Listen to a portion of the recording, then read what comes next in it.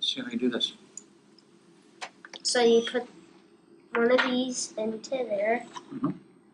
and You gotta then wash your hands.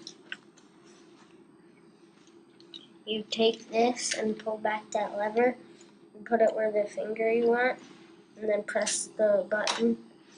And So then it shoots a little needle out. you squeeze it, and then you put it. So just a little spot right on the tip. Mm-hmm. And then you wipe your And hands. then it'll tell you if it, when it says accepted, it's, the sample is adequate. And I am 250. So what do you do Now now? for you, is that considered a little high? Yes. And then I take For my a pump. diabetic of his age, it should be 100, 150 is where they want to see him. And then So that. And then it says like 0.3 or something. so then, and you decide how much insulin to give yourself based on that number? Yep. Okay. So the pump isn't automatic, and it just does its thing and, The pump is set up depending on his blood sugar levels, and then it gives a different level of insulin depending on how much he eats. And that's all pre-calculated in the pump. So at school, he doesn't have to figure that out. Yes. All the teachers tell him how many carbs he had or how many sugars. And then the pump will figure it out. If he puts in his blood sugar and his carbs, the pump does it and then he can give his Okay, own so- insulin. that input, the pump requires that input. So he puts in 250 Correct. and then it administers. And Yes. every 2 hours we do this. Yes. Throughout the day, at school, it's every 2 hours. At night, it's about 8 o'clock at snack, and then 11 p.m., and then 2 a.m.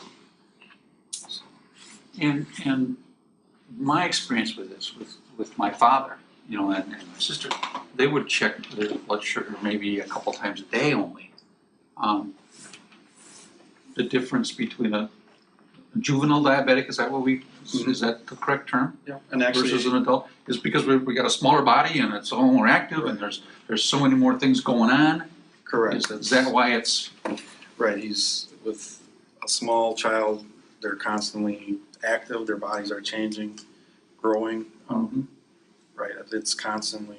there's all sorts of things right? happening that can Depending on affect what they eat, the times they eat, it. Mm-hmm. right, it's a constant change in his chemistry because he's growing. Mm-hmm. So, and that was what our endocrinologist had told him, you know, right from the start.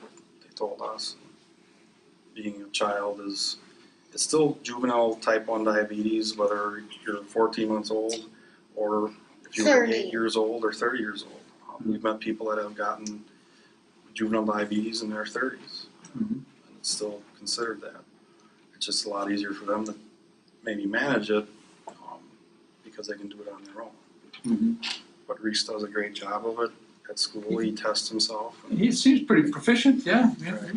He does a really good job of it. That's what he's doing.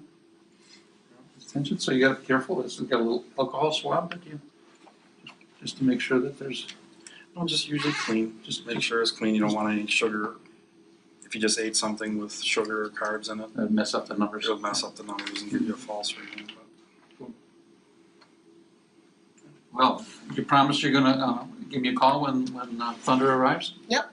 We can come on over and take a couple photographs with you? That'd be cool. Excellent, thanks again.